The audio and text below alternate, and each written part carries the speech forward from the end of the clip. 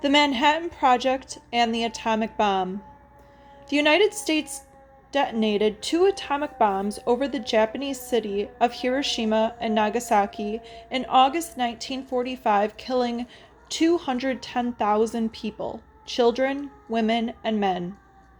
President Truman authorized the use of the atom bombs, an effort to bring about Japan's surrender in the Second World War.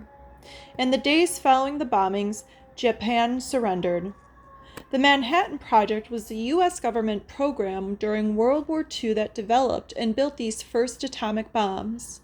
Detonation of these first nuclear bombs signals arrival of a frightening new atomic age.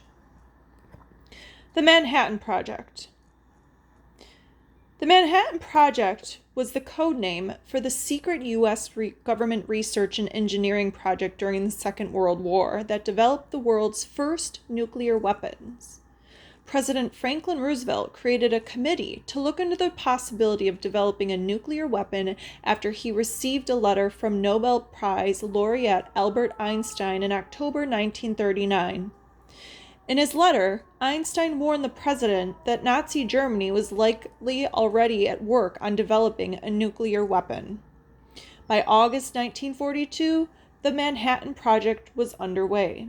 So because of Albert Einstein and his warning, he said that the Nazi Germany, was already working on developing a nuclear weapon.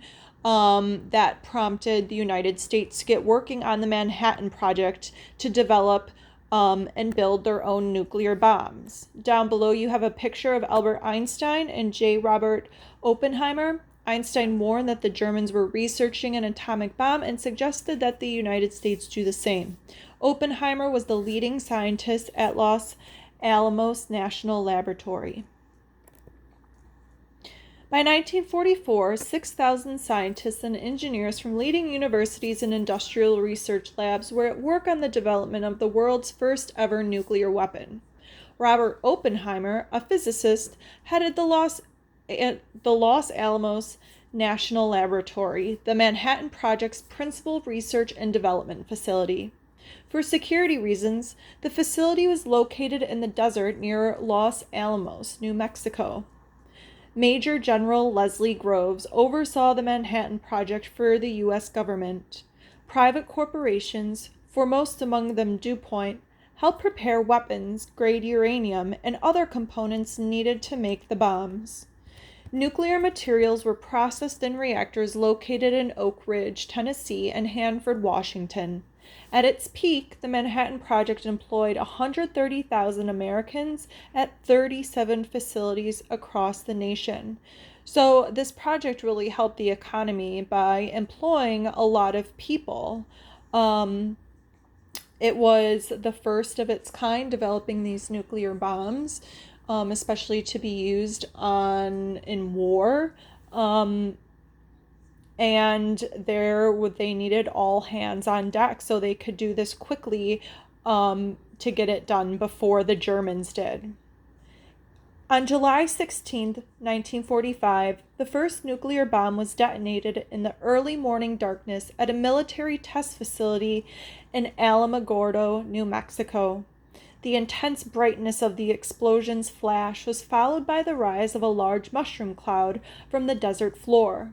House windows, more than 50 miles away, shattered. Hiroshima and Nagasaki. So I want to go back up to that last paragraph. So what they're saying is that the nuclear bomb, they first had to test it, so they tested it at their facility in New Mexico. I don't know if you guys knew that, but in that desert region, New Mexico, Nevada, there have been multiple nuclear bombs tested in that site. So then they moved on to Japan for the real deal in Hiroshima and Nagasaki. In May 1945, the Allies defeated Germany 2 months before the atomic bomb was complete. War with Japan continued, however, and in August 1945, it seemed that an invasion of Japan itself might be necessary to force the Japanese surrender. So although Germany was defeated, Japan was still in the game and continued to fight. Military advisors to President Harry S. Truman warned that such a ground war would result in deaths of tens of or hundreds of thousands of young men in the U.S. Armed Forces, as well as the deaths of many Japanese military personnel and civilians. After receiving no reply to his threat that prompt and utter destruction would follow if the Japanese did not surrender unconditionally, Truman authorized the use of the bomb on Japan. So Japan received a warning that if they didn't cease their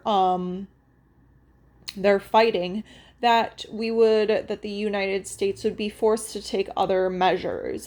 Japan refused to listen to that warning, and the United States moved forward with the bombs. On August 6, 1945, an American B-29 bomber named the Enola Gay dropped the first atomic bomb on the city of Hiroshima. The device exploded over the city with a force of 12,500 tons of TNT. The city had been there a few minutes before, but it was absolutely gone, said one witness. About 140,000 people were killed instantly or died due to injury or radiation poisoning within the months of the blast at Hiroshima. And as you can see down below, there is a picture of the cloud explosion. You can see that mushroom cloud that is coming off of the explosion. And I don't know if you guys could see that, but there's kind of that ring that is surrounding the mushroom cloud too. That is known as a pyroclastic blast. And that blast is the one that sends all that energy and force out from the bomb, absolutely destroying everything in its path. Truman called for surrender the day after the bombing at Hiroshima once more, but once more the Japanese government refused. On August 9th, about 80,000 people died after the United States dropped a second bomb on the Japanese city of Nagasaki. A total of 210,000 civilians died in the two atomic blasts. In comparison, the United States had killed 120,000 Japanese civilians with conventional bombs during air raids in Tokyo in March 1945. 6 days later, after the Soviet Union declared war on Japan, the Japanese government signed an unconditional surrender. World War II was officially over. The development of the atomic bomb had repercussions that would continue to resonate throughout the 20th century, particularly in the Cold War. Spies within the research and development facility at Los Alamos, most notably the scientist Klaus Fuchs, gave the Soviet Union information about the nuclear program that helped the Soviets develop their own atomic weapon by 1949. Was the bombing of Hiroshima and Nagasaki necessary? Truman's decision was framed by his belief that the bombing of Hiroshima and Nagasaki would shorten the war and thereby save lives of tens or thousands or hundreds of thousands of American soldiers, as well as untold numbers of Japanese soldiers and citizens. However, in the years following the war and to this day, the United States' use of nuclear bombs against the civilian populations of Hiroshima and Nagasaki has had both proponents and detractors. So that means they had both good things and bad things come from it. Many questions remain about the necessity of using the bomb and its moral implications. Would the United States have acted so quickly to use nuclear weapons against Europeans? Was racism against the Japanese an element in the decision? Might the United States have exploded a nuclear bomb on an uninhabited island to demonstrate the bomb's terrible power instead of destroying two cities? And might the United States have been able to gain Japan's unconditional surrender by other means? So all those questions go into the morality or the right and wrong of the United States dropping these two bombs on these two Japanese cities. Another one you can think about is what is a life worth? According to Truman, the killing 210,000 100,000 people was worth having the war be over, because he foresaw that if the war continued, hundreds and thousands of people would die. So those are some questions to think about. The morality, meaning the right or the wrong.